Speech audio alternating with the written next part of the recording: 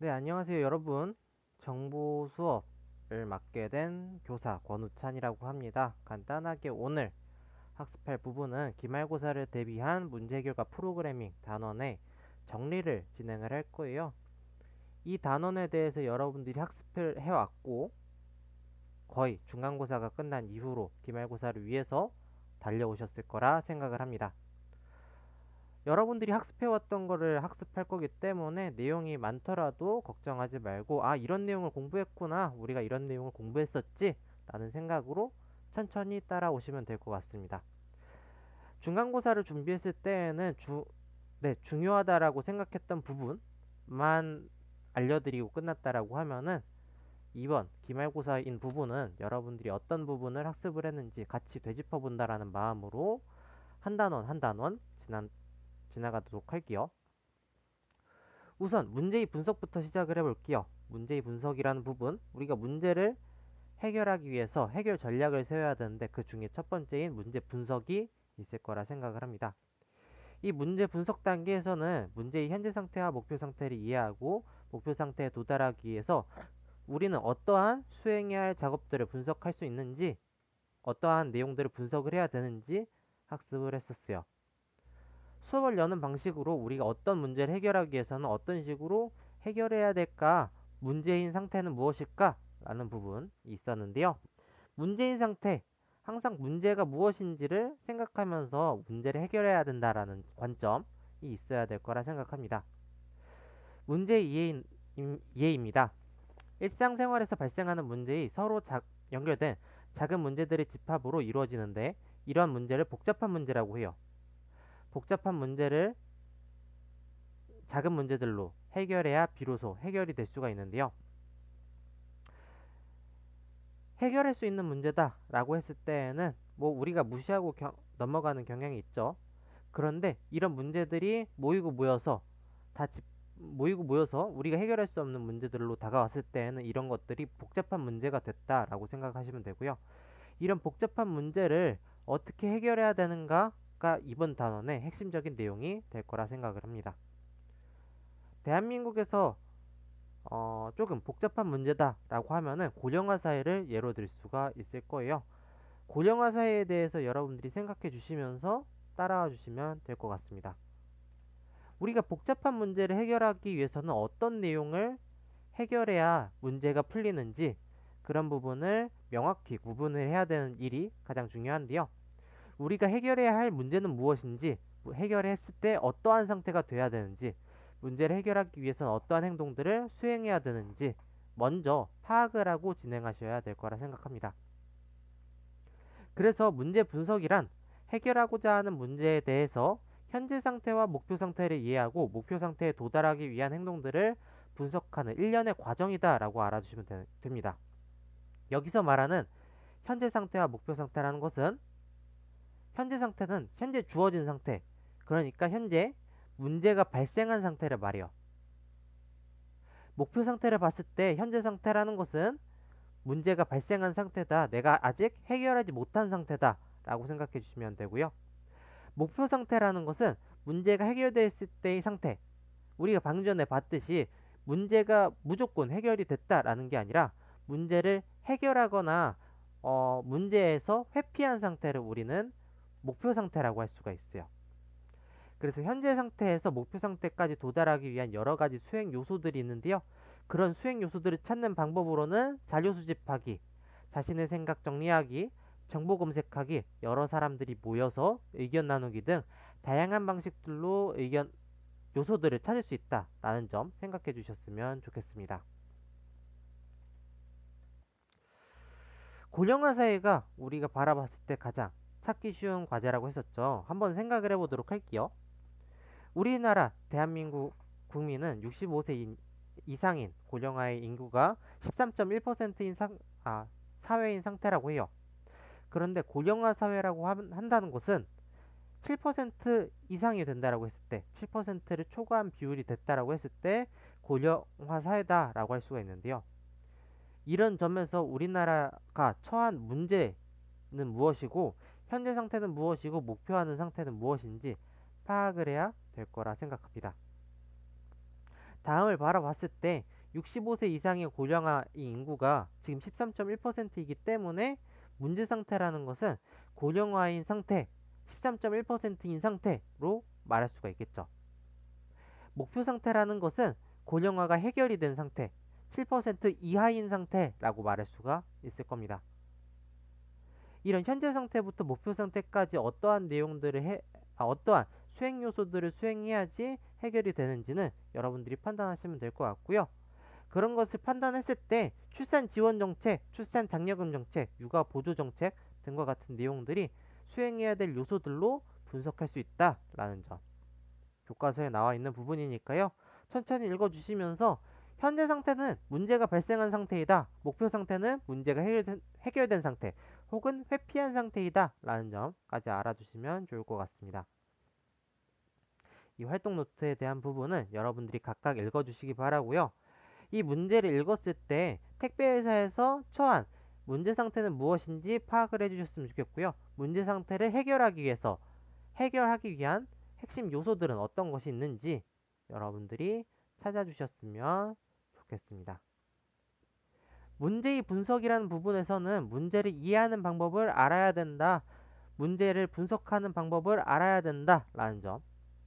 문제라는 것은 우리한테 다가온 문제라는 것은 복잡한 문제가 될 거예요. 복잡한 문제라는 것은 간단한 문제들로 나눌 수 있는 그런 문제들이다 라고 생각해 주시면 되고요.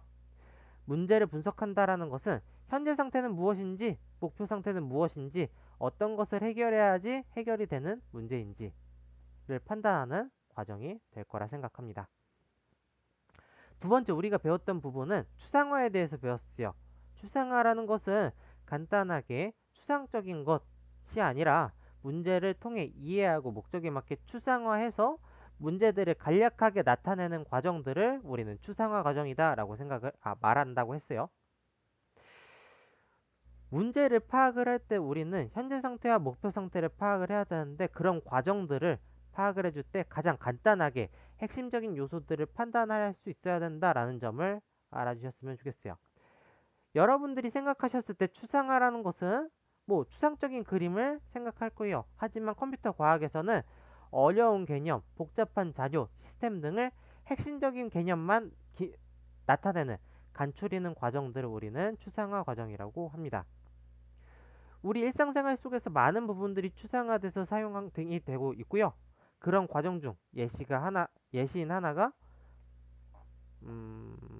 신호등 그리고 표시판과 같은 내용들이 추상화가 될 거예요. 다음과 같은 그림을 봤을 때 공사 중이구나. 공사 중이 붙어 있으면 앞에 공사 중이 있겠구나 라는 점을 알아주시면 될 겁니다. 그리고 파란불일 때, 빨간불일 때, 주황불일 때 어떠한 동작을 해야 되는지 추상적으로 우리가 약속해둔 동작들이 있잖아요. 각각에 대한 핵심적인 요소들을 담고 있는 자료들이다 라고 생각해 주시면 되고요. 이 추상화라는 것은 핵심적인 기능을 남기는 과정이다. 조금 더 넓은 범주에서 좁혀나가는 과정이다 라고 생각해 주시면 돼요. 프로그래밍에서 추상화를 한다라고 하면은 is-a 관계를 생각하면 된다라고 얘기를 해요. 그 말인즉슨 고양이는 동물이 될 수 있죠. 그래서 고양이는 동물이다. 그래서 고양이는 조금 더 하위 객체, 동물이라는 개념은 조금 더 위에 있는 상위 객체가 될 거예요. 아래에 있는 개념은 무엇이고 위에 있는 개념은 무엇인지 조금 어떤 내용을 추려나가다 보면은 추상화 과정이 진행이 되는지 여러분들은 그 부분에 대해서 생각해 주셨으면 좋겠고요.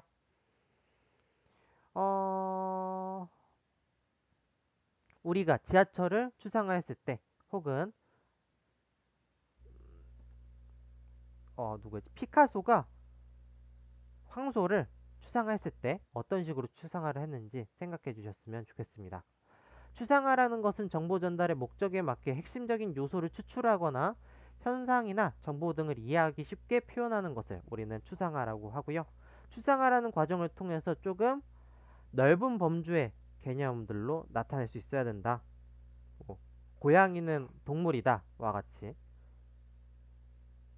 버스, 지하철은 대중교통이다 와 같이 조금 더 넓은 객체를 생각해 줄 수 있어야 된다라는 점 바라봐 주셨으면 좋겠어요.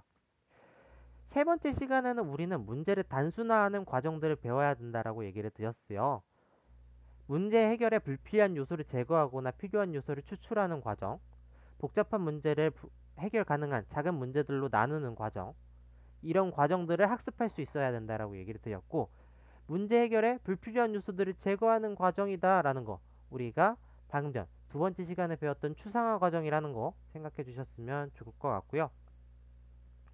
복잡하고 어려운 문제들을 해결 가능한 작은 단위의 문제들로 분해하는 과정, 분해 과정 생각해 주시면 될 것 같고, 모델링 하는 과정, 새롭게 등장한 단어라고 할 수가 있어요. 이 모델링이란 무엇인가에 대해서 핵심적으로 잡으시면서 따라오시면 어렵지 않은 부분이 될 거라 생각을 해요. 자동차 공장에서는 자동차 문을 조립하는 부분만 있을 수가 있고요.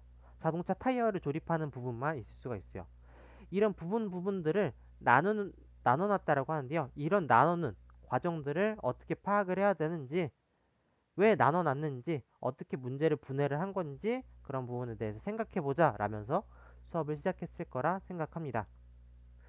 문제를 분해한다라는 것은 우리한테 처해진 문제라는 것은 복잡한 문제이기 때문에 그것을 해결하기 위해서는 간단한 문제들로 나타내야 된다라는 점. 간단한 문제들로 나타냈을 때 어떤 부분이 문제이고 현재 상태는 무엇이고 목표 상태는 무엇인지 정확하게 판단을 할 수 있어야 된다라는 점. 복잡한 문제를 해결하고자 한다면은 문제의 분해 과정이 필요한다라는 점을 알아주셨으면 좋겠어요. 우리 일상생활 속에서 가장 문제 분해가 많이 일어나는 곳은 팀 프로젝트라고 생각을 해요. 팀 프로젝트에서 각각의 구성원들이 어떠한 목표를 가지고 있고 어떠한 내용들을 담당을 해서 하고 있는지에 따라서 문제 분해 과정이 잘 이루어진다라고 하면은 각자의 분업화가 잘 됐다. 잘 이루어지지 않았다라고 하면은 각각의 분업화가 잘 되지 못하고 힘들게 수행하고 있다라는 점을 볼 수가 있습니다. 문제를 분해하여 해결하는 과정들을 하나씩 살펴보도록 할게요. 이 중요한 부분이에요. 하나씩 살펴보도록 할게요. 문제를 작은 문제로 분해하는 과정이 있을 거라고 생각을 합니다. 우리가 한 번에 해결할 수 없는 문제이기 때문에 문제를 풀 때에는 항상 작은 문제로 분해를 해야 될 거예요. 두 번째, 분해한 문제의 해결 가능성을 항상 생각해야 될 겁니다. 우리가 문제를 단순하게 나눌 수가 있어요. 우리가 문제를 단순하게 나눌 수가 있다. 하지만 문제를 나눈다는 것은 우리가 문제를 조금 더 쉽게 해결하기 위해서 나눈다는 거고요. 우리가 한 번에 해결할 수 있는 문제라고 하면은 그거를 나눌 필요는 없겠죠. 그리고 문제를 나눠 나가다 보면은 필요 없는 문제들이 새롭게 생겨날 수가 있을 거예요. 그렇다고 하면은 우리가 항상 분해한 문제의 해결 가능성을 생각해 주면서 이거는 해결해도 되는 문제야. 해결하지 않아도 되는 문제야.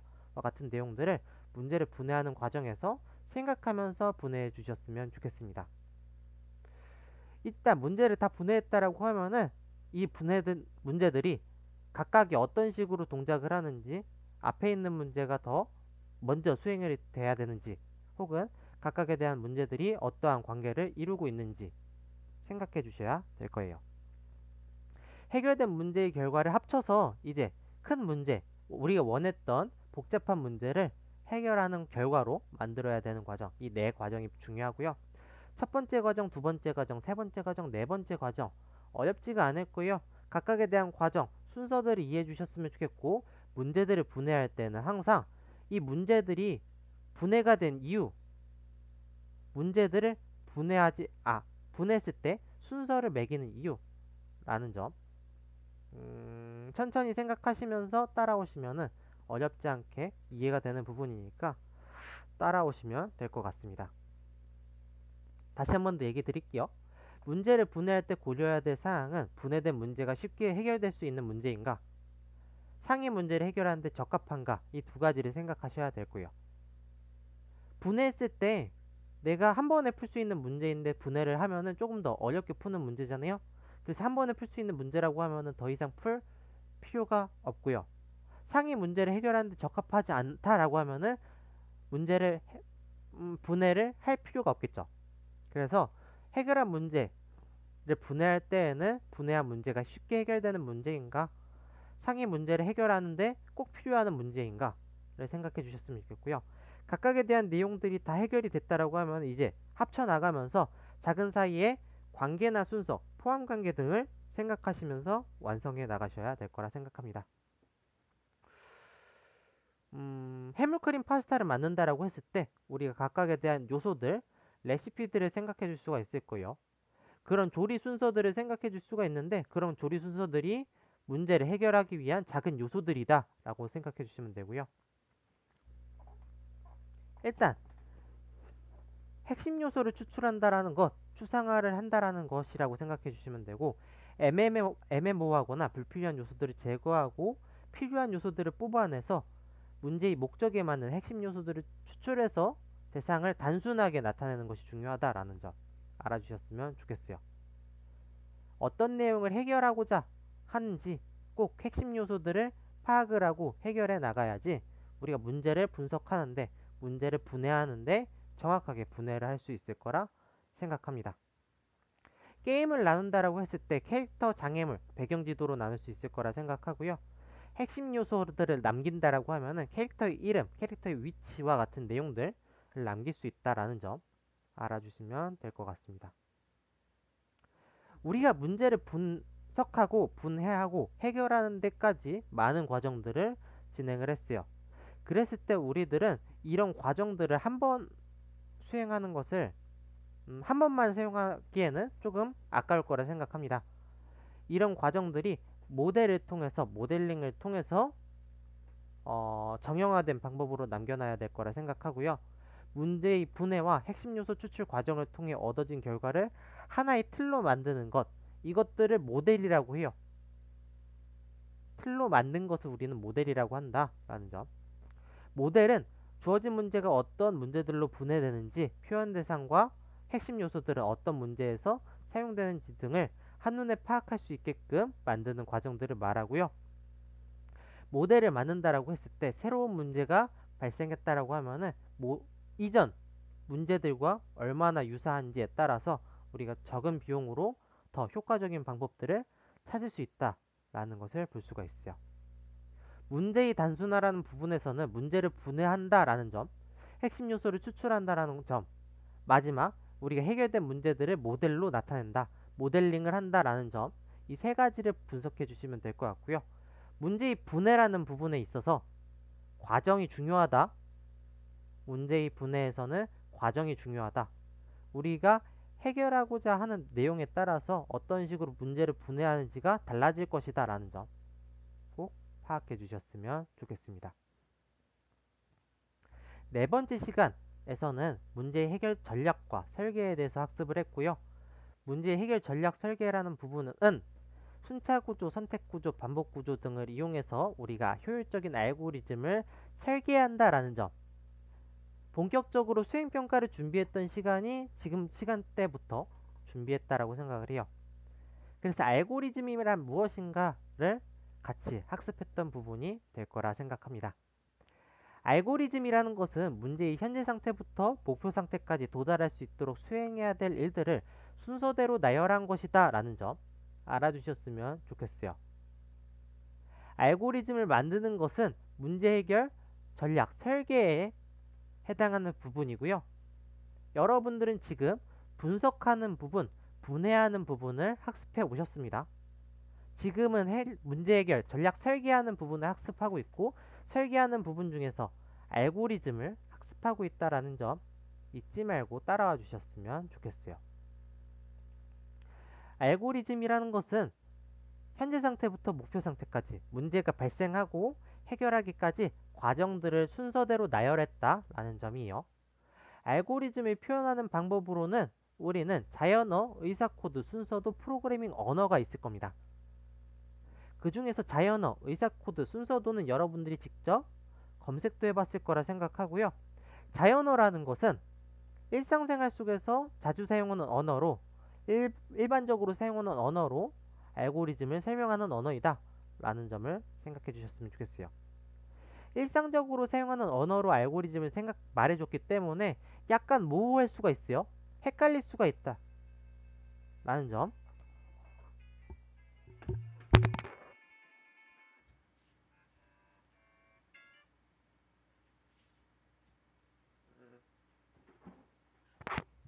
헷갈릴 수가 있다라는 점 생각해 주시면 좋을 것 같고요. 의사 코드라는 것은 코드가 아니라는 거예요. 따라한 코드다, 수도 코드다 라는 점 알아주시면 좋을 것 같습니다. 코드를 따라했지만 코드는 아닌 그런 그런 코드를 의사 코드라고 해요. 순서도라는 것은 여러분들이 직접 작성해봐서 아시겠지만, 순서도라는 것은 정해진 규칙에 따라서 기호나 도형들을 사용한 코드이다 라는 점 알아주시면 좋을 것 같습니다. 자연어, 조금 모호하지만 일상생활 속에서 사용하는 언어이기 때문에 우리가 봤을 때 이해하기는 쉬울 것 같아요. 의사 코드, 의사 코드라는 것은 코드는 아니지만 코드처럼 사용한다 라는 점에서 조금 괴리감이 있을 거예요. 내가 사용하지 않았던 언어인데 이게 진짜로 동작을 하는 건가? 그런 부분에 있어서 조금 다를 거라 생각하고요. 순서도라는 것은 우리가 정해진 규칙에 따라서 도형이나 기호들을 사용한다. 우리들은 터미널 기호, 처리 기호, 판단 기호, 흐름선 이 네 가지 기호들을 사용해서 알고리즘을 사용해 봤었죠. 이 순서도에 대한 내용 볼 수가 있을 거예요. 알고리즘의 기본 구조로서 순차 구조, 선택 구조, 반복 구조 이 세 가지 구조가 있는데요. 순차 구조, 선택 구조, 반복 구조라는 점 국어를 좀 하신다고 하면은 이해할 수 있는 부분이라 생각합니다. 순차 구조라는 거는 순차적으로 진행한다. 이전 처리가 완료가 되면 다음 처리가 진행이 된다라는 부분. 선택 구조라는 것은 어떤 조건에 따라서 처리 1이 진행이 될 건지 처리 3이 진행이 될 건지 판단하는 그런 구문이 될 거예요. 선택 구문과 반복 구조라는 부분은 비슷하지만 다르다라고 했어요. 선택 구조라는 것은 단순히 선택 1번을 할 것이냐 2번을 할 것이냐 선택을 하는 것이었지만, 반복 구조라는 것은 어떤 조건에 따라서 한 처리가 반복적으로 일어난다, 한 조건이 반복적으로 일어난다 라고 했을 때 우리는 반복 구조라고 할 수가 있습니다. 우리 문제 해결 전략 설계에 대한 부분은 알고리즘을 만든다라는 관점에 있어서 중요했던 부분일 거예요. 여러분들은 정렬 알고리즘을 학습했던 부분일 거고요. 알고리즘이란 목표 상태에 도달할 수 있도록 수행해야 할 일들을 순서대로 나열한 것이다 라는 부분. 나열을 할 때 알고리즘을 표현하는 방법으로서 자연어, 의사코드, 순서도, 프로그래밍 언어가 있다라는 점. 알고리즘의 기본 구조로서 순차 구조, 선택 구조, 반복 구조가 있다라는 점이 있었어요. 알고리즘은 6가지 성질이 있다라고 해요. 첫 번째는 입출력이 있어야 된다. 두 번째는 명확해야 된다. 세 번째는 종료가 가능해야 된다. 네 번째는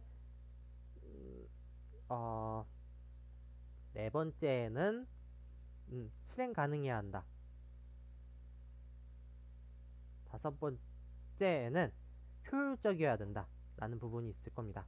5가지 내용이 있는데, 알고리즘이라는 것의 각각의 특징에 대해서 알아주셨으면 좋겠고, 중간에 있는 종결성, 종료가 가능해야 된다라는 부분은 알고리즘이라는 것은 문제를 해결하는 과정들이라고 얘기를 드렸습니다. 문제가 해결됐다라고 하면은 알고리즘은 더 이상 진행할 필요는 없어요.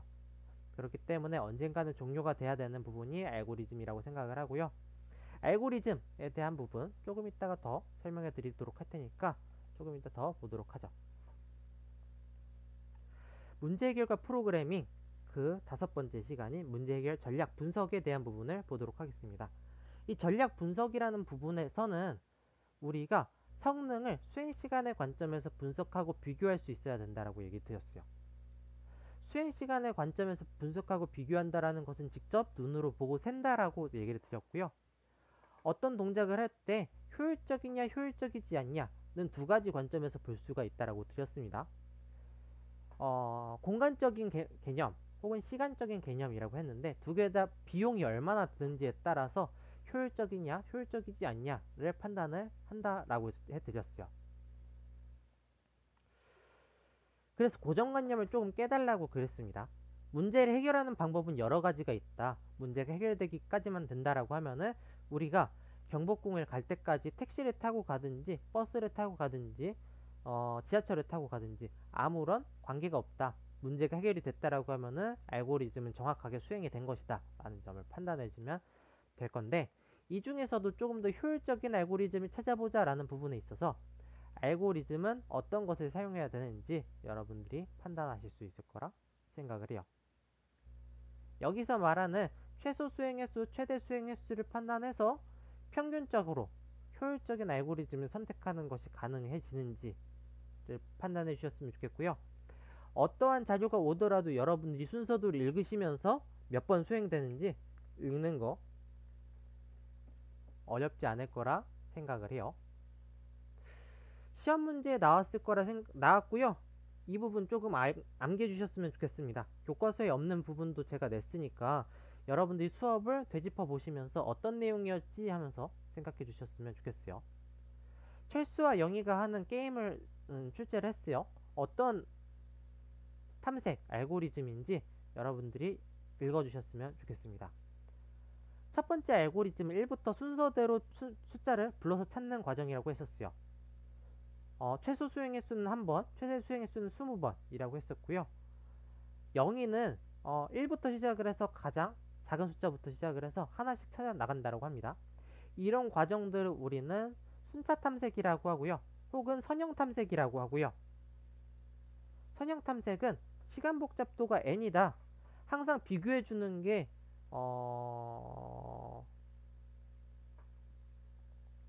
하나씩 줄어든다 라고 생각해 주시면 돼요. 그래서 최대 수행의 수가 20개의 숫자를 비교한다고 했을 때 최대 수행의 수는 20번이다. 만약에 비교하려는 숫자가 40이다 라고 하면은 최대 수행의 수는 40이다 와 같이 하나씩 줄어들면서 판단한다 라는 점. 그래서 평균적인 시간 복잡도를 비고식 표기법으로 해준다라고 하면은 5의 n이라고 되어 있는데, 네, 비고식 표기법으로 하면 5의 n이다 라는 점. 이거는 시험 범위가 아니고 조금 어려운 부분이다라고 해가지고 그냥 넘겼던 부분이에요. 여기서 중요한 거는 우리가 비교해 주려는 내용들이 뭐 하나씩 줄어든다라는 점에서 비교하려는 개수가 늘어나면 늘어날수록 최대 수행의 수도 늘어날 것이다. 이런 탐색 방법을 선형 탐색이다 혹은 순차 탐색이다 라는 부분으로 알아주셨으면 좋겠습니다. 두 번째 내용 보도록 할게요. 1부터 시작을 해서 양끝 숫자를 번갈아 가면서 선택을 하는 알고리즘이라고 합니다.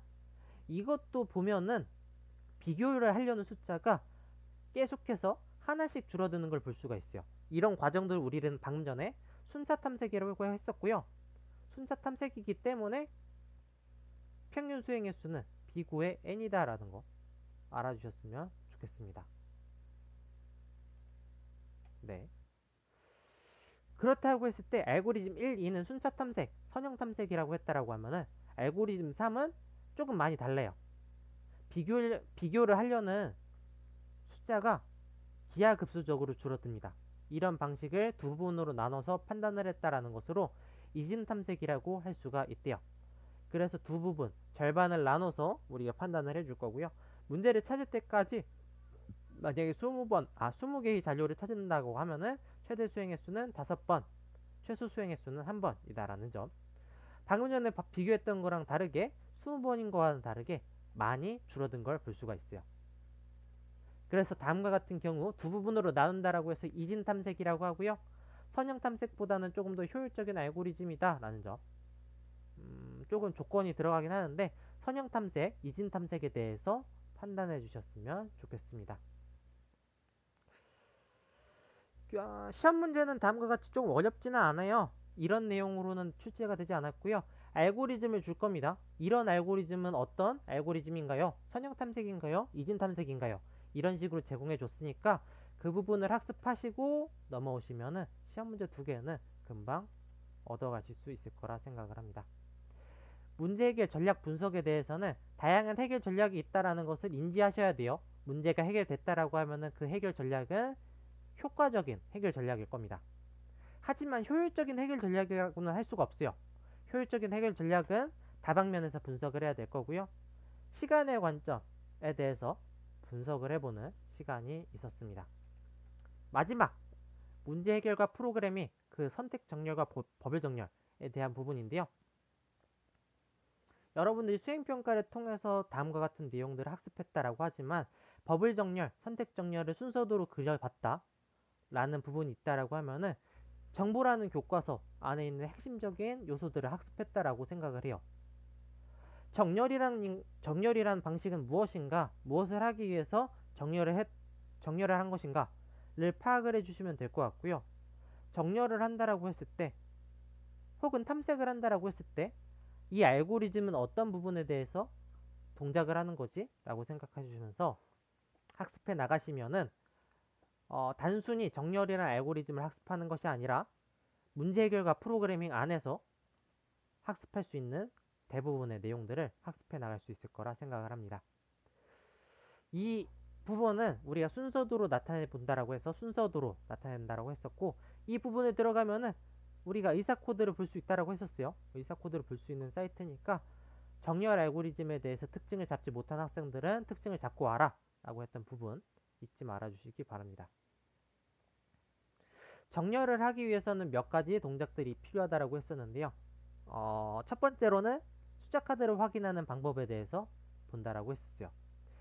우리가 카드에 대한 자료가 있다라고 하면은 이 자료를 읽어주기 위해서 인덱스인 값을 읽어주기만 하더라도 3이라는 값을 읽어주기만 하더라도 카드의 세 번째 있는 값을 읽어줘라 라고 하면은 60이란 수를 읽어줄 수가 있습니다.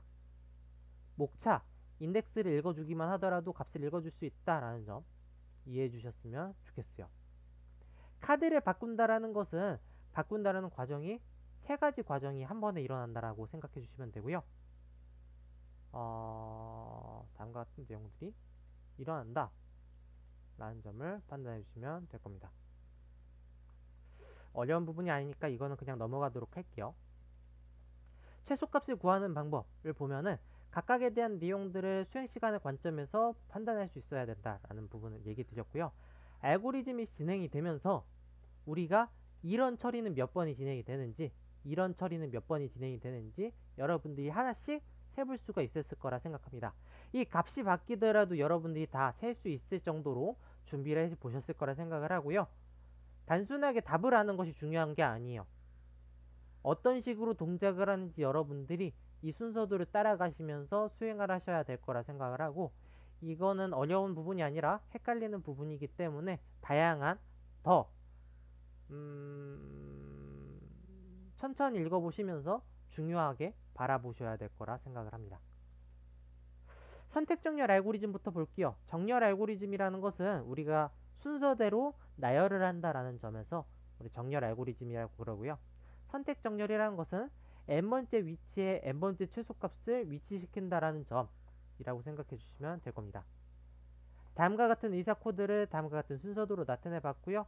다음과 같은 순서대로 나타낼 때 이런 순서대로 진행한다라는 것을 볼 수가 있어요. 다음과 같이 동작을 할 때 이런 처리 기호를 들어왔다 라는 것을 세주는 거예요. 만약에 이 수압이라는 동작을 진행을 했다 라는 거 세주는 거라고 생각하면 되고요.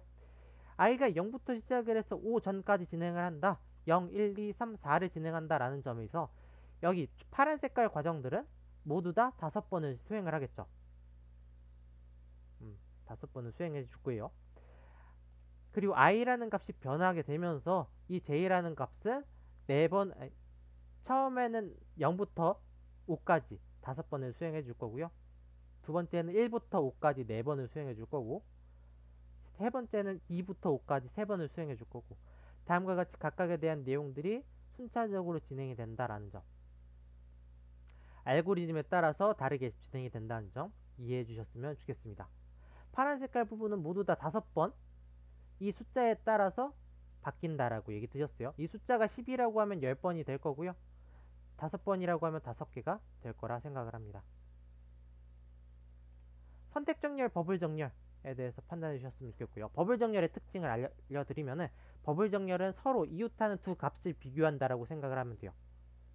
그래서 순서도를 보면은 앞에 있는 값, 뒤에 있는 값을 비교를 해서 판단을 해줄 거라 생각을 하고요. 비교를 할 때 우리는 뒤에 있는 값을 비교할 거기 때문에 모든 값을 비교하는 게 아니라 하나 작은 값까지만 비교하면 된다라는 점. 다음과 같은 동작을 하면은 파란 부분은 5번의 동작을 할 거고, 이 보라 색깔 부분은 비교하려는 값에 대해서 바뀔 거라 생각을 합니다. 동작들은 언제나 이 보라 색깔 동작이 들어왔다. 우리가 동작을 수행을 한다라는 가정이 됐을 때 동작을 한다라고 생각을 해주시면 되고요. 어렵지 않다라고 생각을 해주시면 될 것 같아요. 오늘 수업은 여기서 마치도록 하고요. 수행평가는 의미 없는 게 아닙니다. 여러분들이 시험을 통해서 얻을 수 있는 거를 조금 풀어서 설명했다라고 생각하고요. 시험은 여러분들이 시험은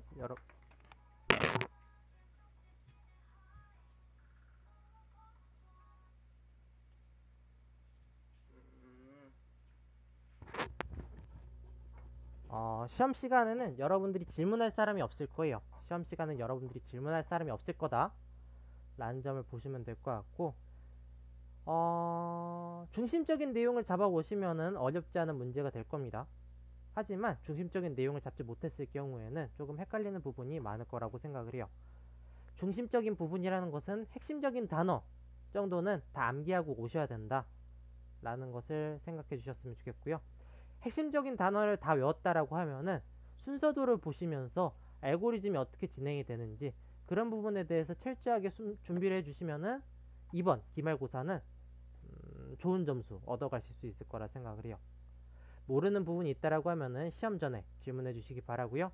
길지만 열심히 들어주셨을 거라 생각을 하고 이것으로 오늘 수업 마치도록 하겠습니다.